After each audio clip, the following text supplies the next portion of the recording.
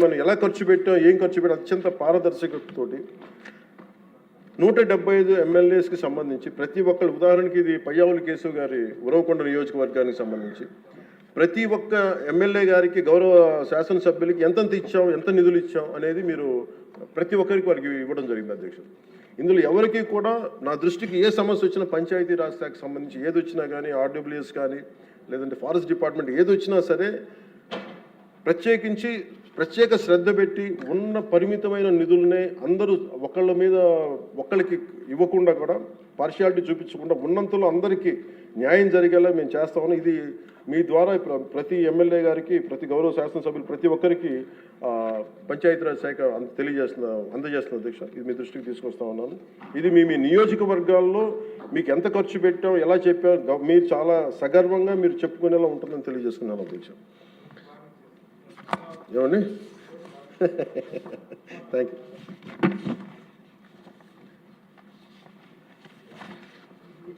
అలాగే అధ్యక్ష, వీళ్ళకి సంబంధించి అంటే నాకు సభ దృష్టికి, ఇంకా గౌరవ సభ్యులందరూ మాట్లాడతారు, నా సభ దృష్టికి నేను తీసుకురాగలిగేది, ఇప్పటికీ కూడా వాళ్ళ సభ్యులు తక్కువ 11 మంది అయినప్పటికీ కూడా వాళ్ళు ఒక 1100 మంది ఉన్నట్టుగా వాళ్ళు మాట్లాడుతూ ఉంటారు. అంటే మనం ఎందుకనంటే వాళ్ళు చెప్పిన దాన్ని చాలా బలంగా నమ్ముతారు. మనం చేసే పనులు మనం చెప్పుకోలేం, మనం చేయడానికి సంకోచిస్తున్నాం ఏంటో తెలియదు. కానీ వాళ్ళు చూడండి, ఇందాక నేను చెప్పింది మీకు, when we are irresponsible, our NDA alliance is so responsible, reliable and reasonable government, while they are irrational, irresponsible and abusive group. వీటన్నిటి మధ్యలో మనం కూర్చోబెట్టి మనం ఏదైనా మాట్లాడాలి అంటే మనందరం కూడా ఒక ఏకాభిప్రాయం మీద ఒక ఏకత్వం ఉండాలి అనేది నేను మనస్ఫూర్తిగా సభ్యులందరినీ కూడా నేను కోరుకుంటా ఉన్నాను. అంటే వాళ్ళు చూడండి, ఆర్టికల్ 21 కాన్స్టిట్యూషన్ ఆఫ్ ఇండియాలో protection of life and personal liberty మాట్లాడితే మేబీ వాళ్ళు ఏమనుకుంటున్నారంటే endangering others life, violating their liberty must be fundamental right అనుకుంటున్నారు వాళ్ళు. ఇది మనం కరెక్ట్ చేయాలి. అలాగే ఆర్టికల్ 19లో 1A all citizens have the right to freedom of speech and expression అంటే వాళ్ళు ఏమనుకున్నారంటే for them it is right to abuse others అనుకున్నారు. ఇవన్నీ కరెక్ట్ చేయాలంటే మటుకు మనం చాలా బలంగా మనలో మనం ఎలాంటి పొరపక్షాలు లేకుండా, మనకి ఎలాంటి గొడవలు లేకుండా ఉంటే తప్ప ఇలాంటి అబ్యూజివ్ వ్యక్తుల సమూహాన్ని మనం ఎదుర్కోలేము అధ్యక్ష. కల్తీలు వాళ్ళే చేస్తారు, వాళ్ళే బూతులు తిడతారు. ఎలా ఉంటుందంటే హిందీలో చెప్తారు, ఉల్టా చోరు కొత్త వాళ్ళు కూడా అంటే దోపిడీలు చేసే దొంగ పోలీసు వస్తే పోలీసుని దొంగ అని నడిచాడు. వాళ్ళే తిట్టి, వాళ్ళే అబ్యూస్ చేసి మళ్ళీ మనం తిట్టామని చెప్తారు. కల్తీలు వాళ్ళే చేస్తారు. కానీ మనం డిఫెండ్ చేసుకోవడానికి irrespective of whether we are from different parties, మనం విభిన్నమైన కుల సమూహాల నుంచి రావచ్చు. కానీ బట్ రాష్ట్ర ప్రయోజనాలకి మనందరం ఒకే గలంతో ఉండాలని మనస్ఫూర్తిగా మీ ద్వారా నేను అందరూ ఉండాలని కోరుతున్నాను. నాకు మీకు ప్రజల ఆకాంక్షలు ఎలా ఉంటాయో తెలియదు, ప్రజల ఆశయాలు ఎలా ఉంటాయో తెలియదు. మీరు బడ్జెట్ వస్తుంది అంటే అరే మాకు ఏం వస్తుంది ఇందులో కోరుకుంటారు. ఒక సమ్మర్లో స్కూల్కి వెళ్ళబోతున్న పిల్లలకి అరే మాకు భవిష్యత్తు మాకు ఏం ఖర్చు ఉంటుంది, ఎంత ఖర్చు ఉంటుంది, తల్లిదండ్రులు రాసుకుంటారు. అది మాకు చిన్నప్పుడు మాకు గుర్తు. అలాంటిది ఒక బడ్జెట్ వస్తుంది అంటే ఎన్ని ఆశయాలు ఉంటాయి, ఎన్ని కోరికలు ఉంటాయి, ప్రతి గ్రూప్ మాకేమొస్తుంది, మాకేముంటుందని అనుకుంటాం. ఇది మేమందరం ఈ రోజున బడ్జెట్లో అందరికీ ఎంత తృప్తిగా ఉంటుందో నాకు తెలియదు. కానీ one commitment to people I can say, ఒక 15 ఏళ్ళు మేము ఈ రాష్ట్రం కోసం ఈ అలయన్స్ ద్వారా మేము పాటుపడతాం. దానికి మేము చిత్తశుద్ధిగా, త్రికరణ శుద్ధిగా, అద్భుతంగా ఉండాలి రాష్ట్రం మనస్ఫూర్తిగా నేను కోరుకున్నాను అధ్యక్ష. వీటితో పాటు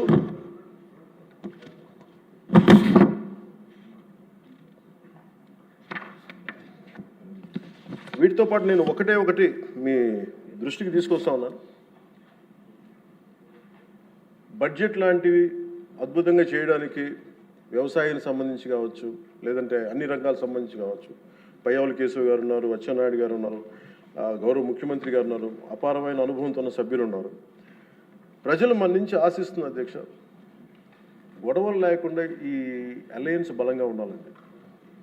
మనం తెలియచేయాల్సింది ఏంటంటే, ఏ ఒక్క ఎమ్మెల్యే ఈ సభలో అడుగు పెట్టాలన్నా అన్ని కులాలు, అన్ని మతాలు సపోర్ట్ చేయందే, ఎంతో కొంత ఓటు వేయందే ఇక్కడికి రారు. కానీ ఈ మధ్యన పరిస్థితులు ఎలా ఉన్నాయంటే బయట ప్రత్యేకించి వీళ్ళు చేస్తున్నది, వాళ్ళు ఎలా మాట్లాడుతున్నారంటే ఇష్టం వచ్చినట్టుగా తిట్టేసి కులాలు వెనక దాక్కున్నారు. అది మటుకు ఎందుకంటే నేను ఒక భారత రాజ్యాంగం నేను నమ్ముతున్నాను పెట్టినప్పుడు I'm beyond cost, creed and religion. అది ప్రతి శాసనసభ్యుడి తాలూకు అది ఓత్ అధ్యక్ష. కానీ మీరు మనం తెలియజేయాల్సింది ఏంటంటే కులాల వెనక దాక్కోవటం కుదరదు. మీరు ఇష్టానికి తిట్టేసి ఇష్టానికి వచ్చి ఏదైనా తిరిగి అంటే మేము కులాల వెనక దాక్కుంటామంటే ఇలాంటి ధోరణి కనుక మనకు ఉంటే ఆంధ్రప్రదేశ్ ప్రజానికం నష్టపోతుంది. నేను చెప్తున్నాను, కులాలు మతాలు ప్రాంతాలు దాటకపోతే ఈ రాష్ట్ర ప్రయోజనాలను మనం సాధించలేము. ఖచ్చితంగా ఇది మీరు పదే ఇది మీరు ఇళ్లలో మాట్లాడుకుంటారా, ప్రజలకి తెలియజేస్తారా, మీ నియోజకవర్గాలు ఇది చేయకపోతే ఏమైపోతుంది అధ్యక్ష? విచ్ఛిన్నం, ఇందాక వారి గురించి చెప్పాను, వాళ్ళు విచ్ఛిన్నం చేయడానికి సిద్ధంగా ఉన్నారు. ఇప్పుడు మన ఐక్యత ఉండాలి అని సమాజం కోరుకుంటే వాళ్ళు విచ్ఛిన్నం చేయడానికి సిద్ధంగా. దీన్ని రిపీటెడ్గా కనుక మనం ప్రజల్లోకి తీసుకెళ్ళకపోతే మటుకు మనం ఎన్ని గొప్ప బడ్జెట్లు పెట్టి ఎంత సదాశయాలతో ఉన్నా కానీ quality of thought, quality of behaviour కనుక మనకు లేకపోతే ఇంత బడ్జెట్లు కూడా, ఇంత ఆశయాలతో ఉన్న బడ్జెట్లు కూడా నిష్ప్రయోజనం అయిపోతాయి. ఆ జాగ్రత్త మనం అందరం తీసుకోవాలి అధ్యక్ష. ఈరోజు మనం బడ్జెట్ గొప్పగా ఉంది అని ముందుకు తీసుకెళ్తున్నాం, కానీ మన బాధ్యత కూడా మనం నిర్వర్తించాలనేది నేను మనస్ఫూర్తిగా సభను కోరుకుంటూ గౌరవ ముఖ్యమంత్రి గారికి అవకాశం ఇచ్చిన మీకు, గౌరవ శాసనసభ్యులందరికీ, మంత్రివర్గానికి అందరికీ నా ధన్యవాదాలు తెలియజేసుకుంటూ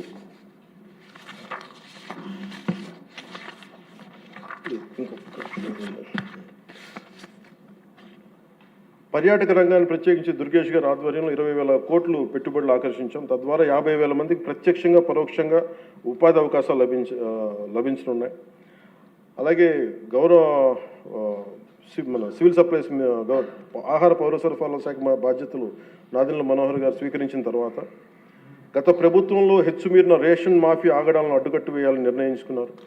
అన్నం పెట్టే రైతులు గత ప్రభుత్వం మిగిల్చి వెళ్లిన ధాన్యం బకాయిలు 1,674 కోట్లు చెల్లించారు. మన ప్రభుత్వ హయాంలో చేసిన ధాన్యం కొనుగోలుకు 4,80,000 మందికి పైగా రైతులకి 24 గంటల్లో 10,650 కోట్లు వారి ఖాతాల్లో జమ చేశారు. మనస్ఫూర్తిగా ప్రతి వారికి నా ధన్యవాదాలు తెలియజేసుకుంటూ నాకు అవకాశాన్ని ఇచ్చి మీ అందరికీ ధన్యవాదాలు సమర్పిస్తున్నాను. గత 5 సంవత్సరాల కాలంలో వారు గత ప్రభుత్వం చేసింది ఒక రకంగా చెయ్యింది, 20 నెలల కాలంలో ఎన్నో రెట్లు ఎలా అభివృద్ధి చేసింది గణాంకాలతో ప్రతి వారికి అర్థమయ్యేలాగా వివరించినందుకు ప్రత్యేక ధన్యవాదాలు పవన్ కళ్యాణ్ గారు. అలాగే సంఘటితంగా ఉండి ఎలాగ సేవ చేయాలి అనే ఆలోచనాత్మకంగా కూడా సభ్యులకు ప్రజలకు కూడా అర్థమయ్యేలాగా చాలా స్పష్టంగా చెప్పారు.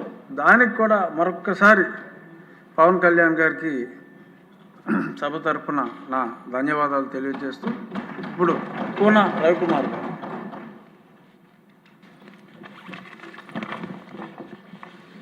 ధన్యవాదాలు అధ్యక్ష.